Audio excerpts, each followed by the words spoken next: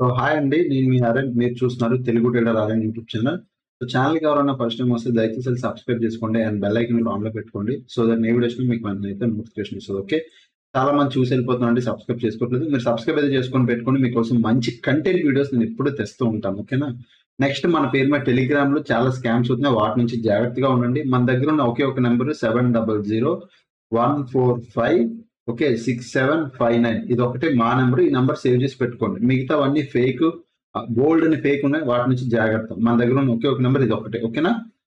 So రేపు market ఏంటి, రేపు మార్కెట్ ఎలా ఉండబోతుందో చూద్దాం. రేపు ఫ్రైడే ఎస్పెషల్లీ అండ్ రేపు 24th ఫ్రైడే. సో ఈ రోజు మార్కెట్ ఏం చేసింది అండ్ రేపు ఎలా ఉండబోతుందో మాట్లాడదాం. ఓకే. ఈ రోజు లైవ్కి వచ్చాను నేను. ఈ రోజు లైవ్ లో ఉన్నాను.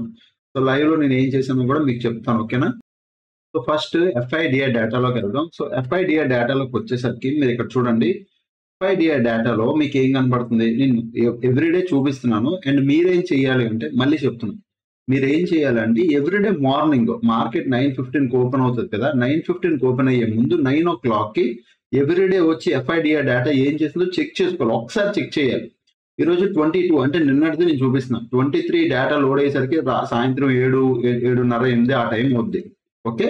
సో మీరు 7:30, 8 నైట్ 9, 10 గంటలకు చూసుకున్నా ఓకే. నైట్ 9, 10 ఆ టైం చూసుకున్నా ఓకే. లేదంటే ఎర్లీ మార్నింగ్ ఒకసారి జస్ట్ అట్లా వెరిఫికేషన్ కోసం, క్రాస్ వెరిఫికేషన్ కోసం ఒక మార్నింగ్ 9, 8:35 మార్నింగ్ ఏదో ఒక టైం మార్కెట్ ఓపెన్ అవ్వకముందు ఒకసారి ఎఫ్ఐడిఐ డేటా ఏం చేసి చూడండి.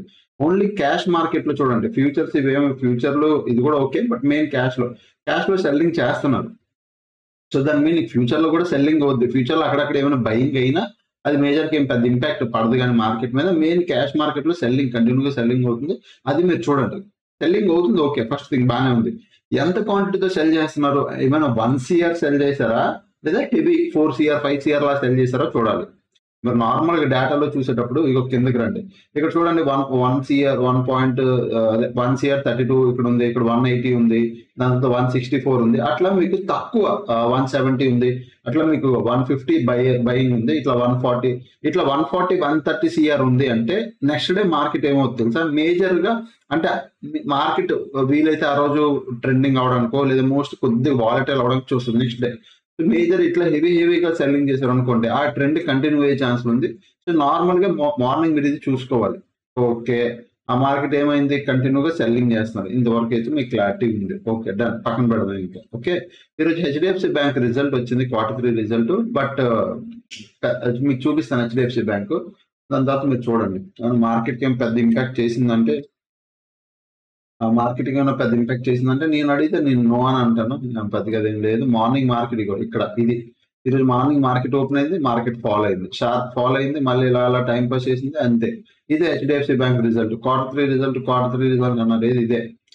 చెప్తూనే ఉన్నాను మీకు, రిజల్ట్స్ కి అంటే మార్కెట్ లో ఇప్పుడున్న సినారోకి మార్కెట్ పైకి వెళ్ళలేవు.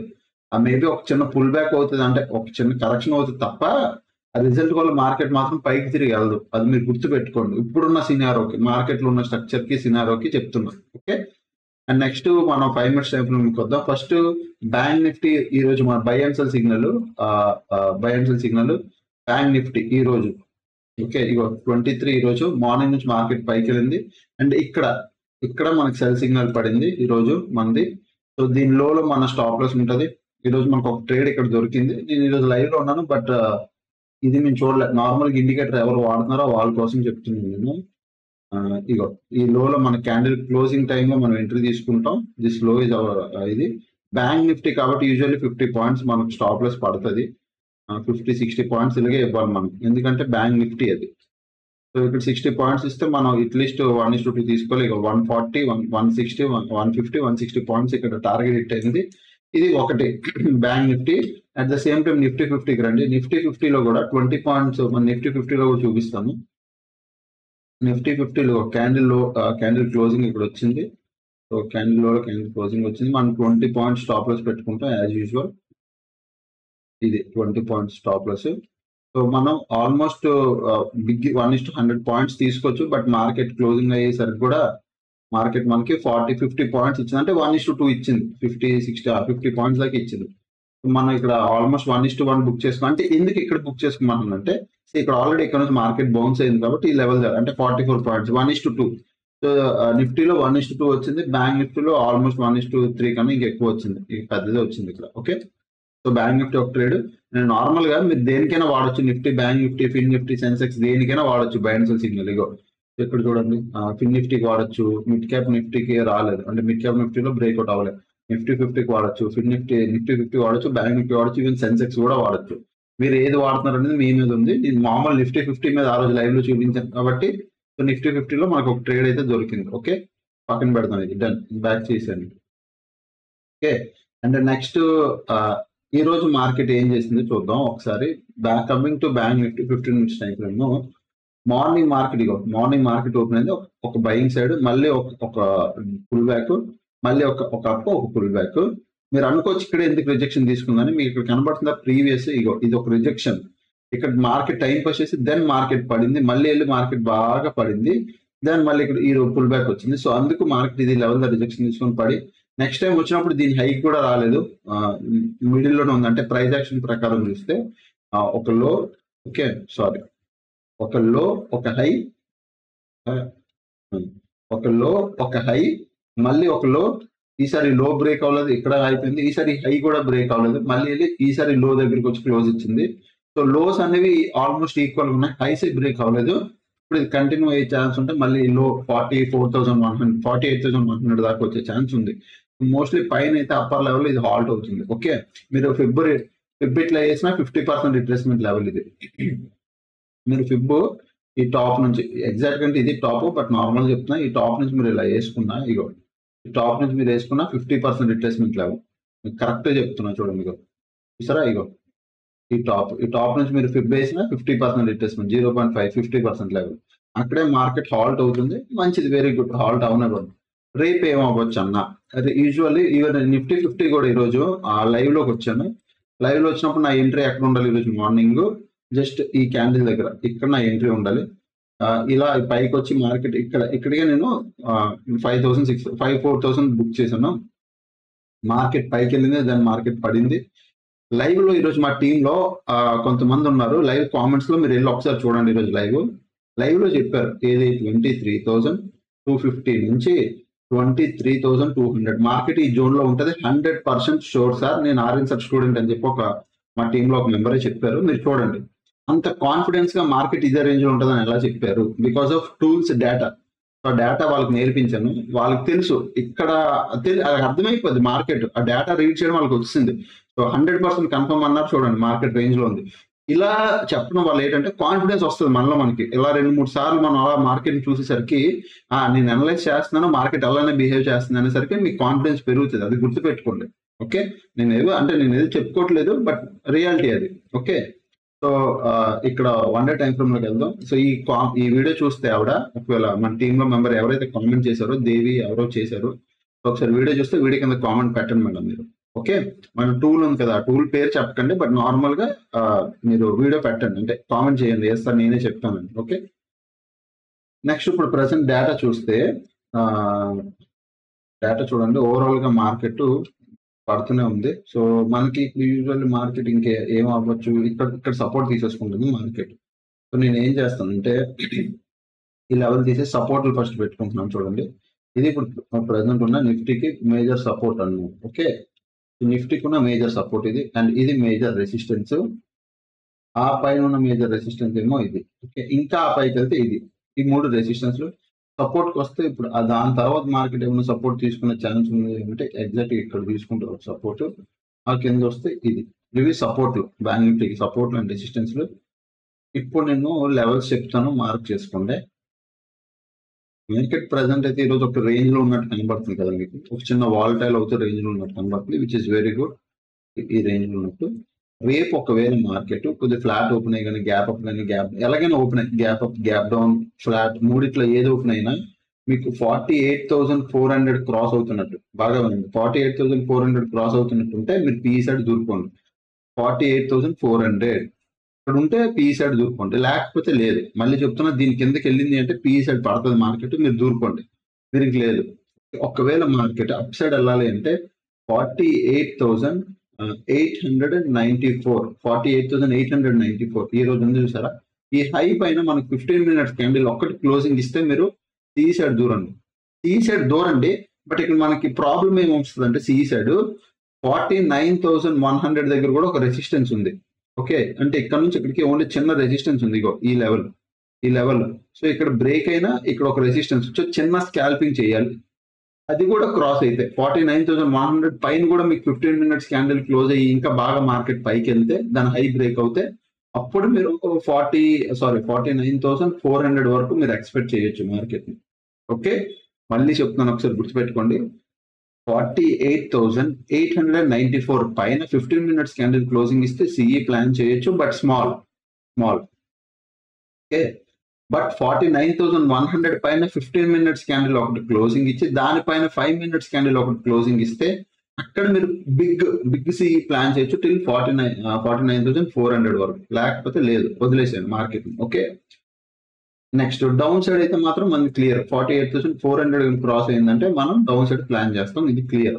మార్కెట్ ఒకవేళ ఈ రోజు హై, మళ్ళీ చెప్తే ఈ రోజు హై మార్క్ చేసుకోండి, ఈ రోజు లో మార్క్ చేసుకోండి, ఈ జోన్ లో ఉందనుకో రేపు కూడా మార్కెట్ ట్రేడ్ చేయొద్దు, వదిలేసేయండి.